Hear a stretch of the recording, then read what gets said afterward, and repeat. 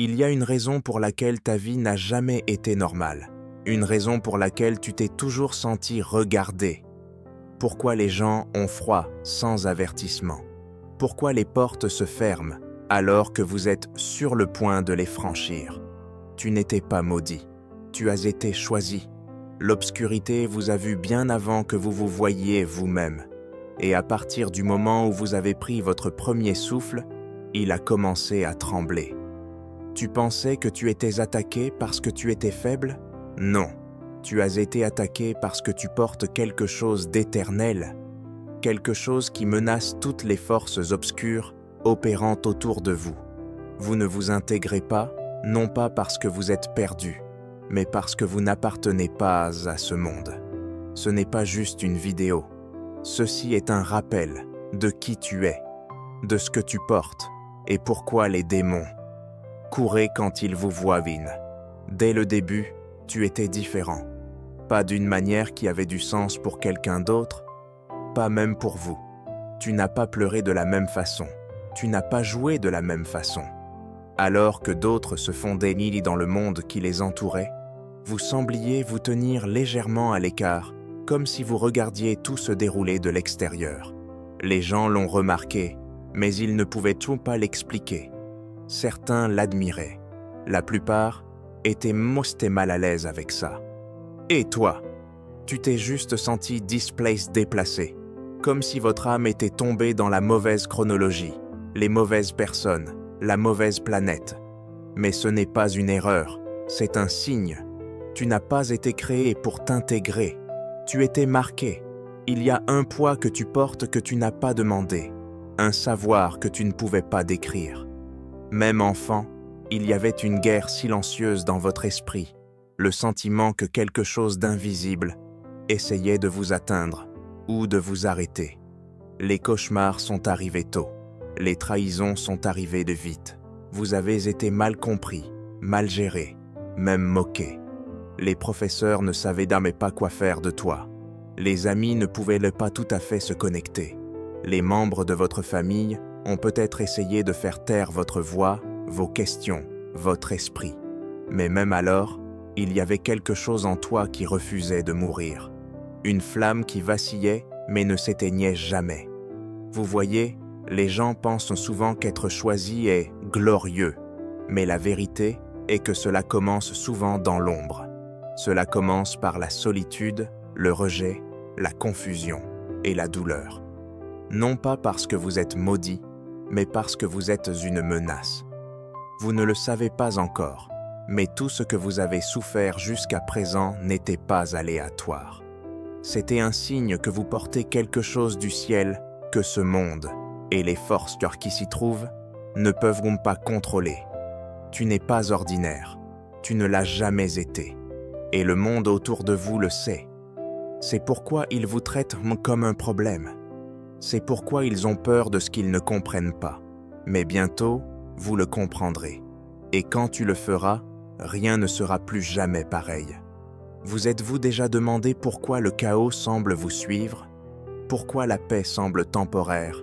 Et juste au moment où vous commencez à respirer, quelque chose vient chasser l'air de vos poumons. Ce n'est pas de la malchance, ce n'est pas une coïncidence, c'est spirituel.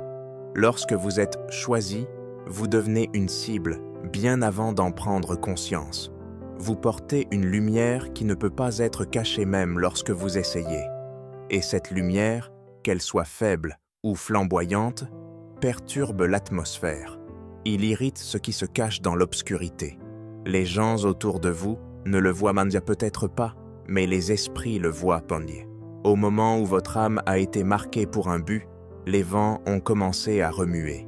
Les démons n'attaquent pas la moyenne. Ils ne gaspillent pas d'énergie sur ceux qui n'ont pas de destin. Ils chassent ce qui menace leur territoire. Ils traquent ce qui porte autorité. C'est pourquoi votre vie a ressemblé à un champ de bataille, même dans des moments qui auraient dû être joyeux. Les relations se brisent sans explication.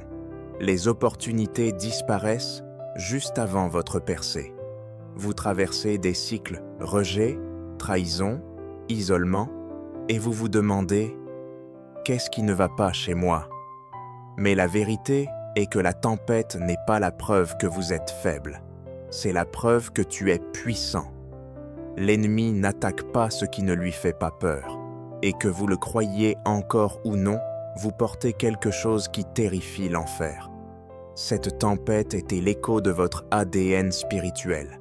C'est le monde qui réagit à votre existence, car il sait quelque chose que vous commencez seulement à comprendre. Vous avez été envoyé ici pour changer d'atmosphère, pour secouer les fondations, pour briser les chaînes générationnelles, et la résistance à laquelle vous faites face est le son de cette mission remarquée. Alors, quand les tempêtes se lèvent et que les gens s'éloignent, ne le maudissez pas. Comprenez-le. Les élus ne sont pas détruits par la tempête, ils sont révélés par elle. Et chaque tempête à laquelle tu as survécu n'a fait que rendre ta lumière plus difficile à ignorer. La plupart des gens vivent en leur vie en pensant que les batailles ne sont menées qu'avec des mots, des points ou de la politique. Mais toi, tu as ressenti quelque chose de plus profond. Vous vous êtes réveillé au milieu de la nuit avec un poids sur la poitrine et aucune explication. Vous avez eu des jours où votre esprit était lourd, votre esprit assiégé, et tout autour de vous se sentait off éteint. Ce n'est pas de l'imagination, c'est la guerre. Il existe un royaume plus réel que celui que vos yeux peuvent voir, et vous êtes en première ligne depuis votre naissance. Au moment où vous avez été marqué par Dieu, une guerre a commencé sur votre âme, votre voix, votre vocation. L'ennemi ne craint pas ce que vous faites, il craint ce que vous deviendrez, et donc il se bat en silence. Il murmure à travers le doute, blesse les gens et frappe dans les moments de faiblesse.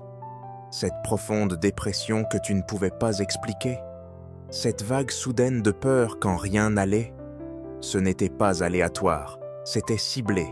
Tu as été traqué par les ténèbres qui savent exactement qui tu es, même quand tu ne le savais pas. Mais ce sur quoi l'ennemi n'a jamais compté, c'était ta survie. Il pensait que l'abus te briserait. Il pensait que la trahison vous endurcirait. Il pensait que l'isolement te ferait taire. Mais d'une certaine manière,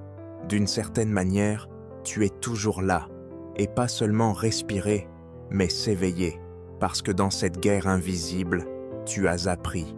Tu as appris à prier dans la douleur, comment discerner en silence, comment endurer dans le noir. Vous êtes devenu une arme forgée dans le feu, invisible pour la plupart, mais indéniable pour le royaume des esprits.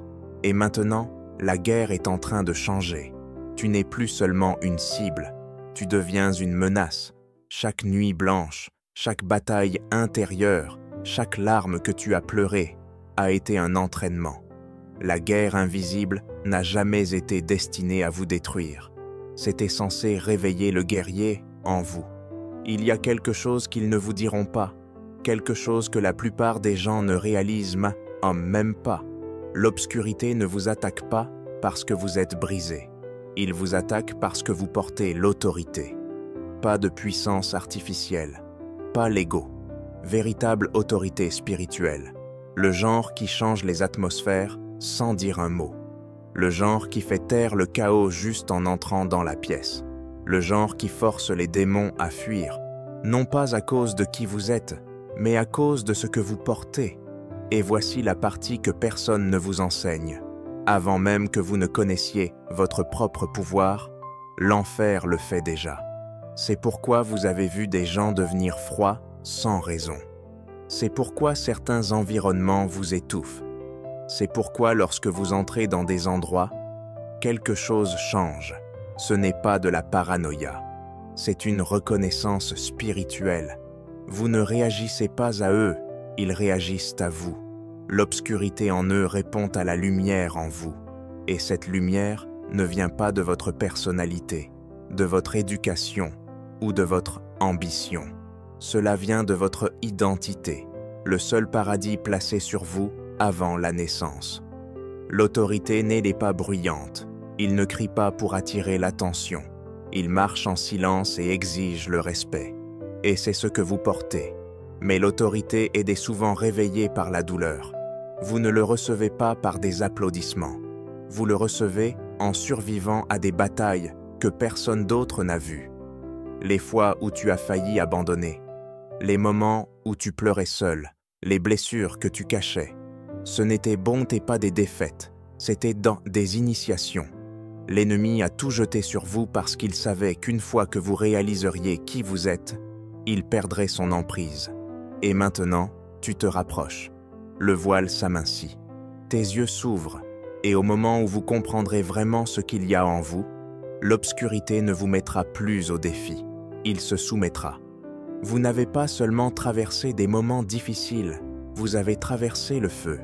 Et pas celui qui laisse des cendres, mais celui qui purifie, celui qui transforme.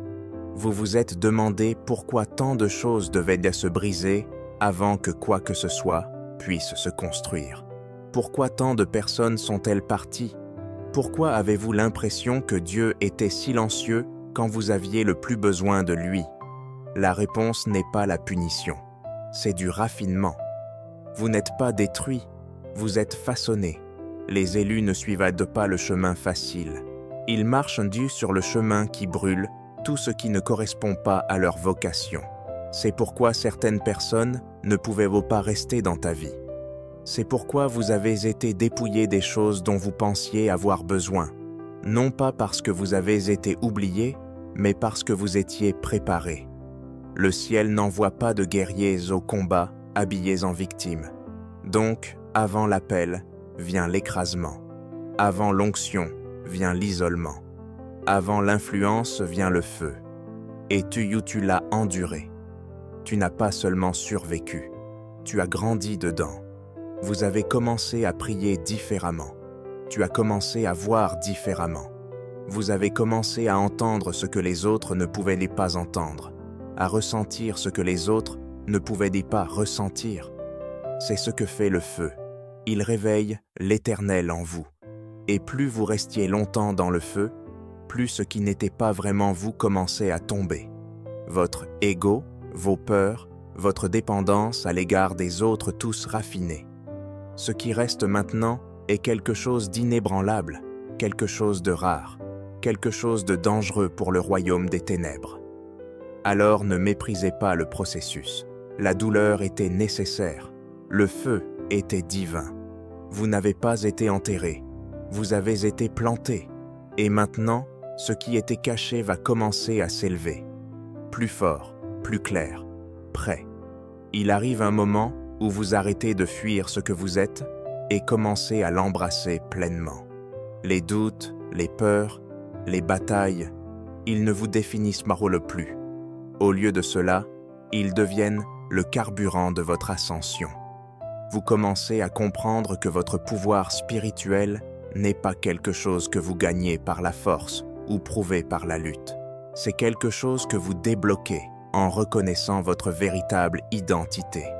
Ce pouvoir est silencieux, mais indéniable, une force qui se déplace à travers vous comme une rivière sculptant des canyons patientes, persistantes, imparables. C'est dans la façon dont vos prières passent comme du désespoir à la déclaration, la façon dont votre présence déplace l'énergie d'une pièce, la façon dont l'obscurité recule lorsque vous dites simplement votre but à haute voix. On vous a donné des dons discernement, autorité, sagesse, que peu de gens reçoivent, et avec ces dons vient la responsabilité. Mais augmenter en puissance spirituelle ne signifie pas que vous devenez invincible du jour au lendemain. Cela signifie que vous apprenez à rester ferme, même lorsque tout à l'intérieur de vous tremble. Cela signifie entrer hardiment dans votre vocation, sachant que l'ennemi essaiera encore et encore, mais refusant de reculer. Cette ascension n'est pas un événement soudain, c'est un processus, un choix quotidien de dire oui à son destin, même lorsque c'est difficile.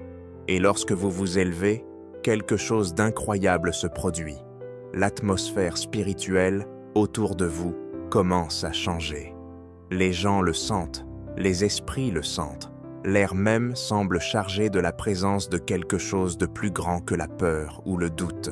C'est votre moment, le moment où vous entrez dans la plénitude de qui vous avez été fait pour être.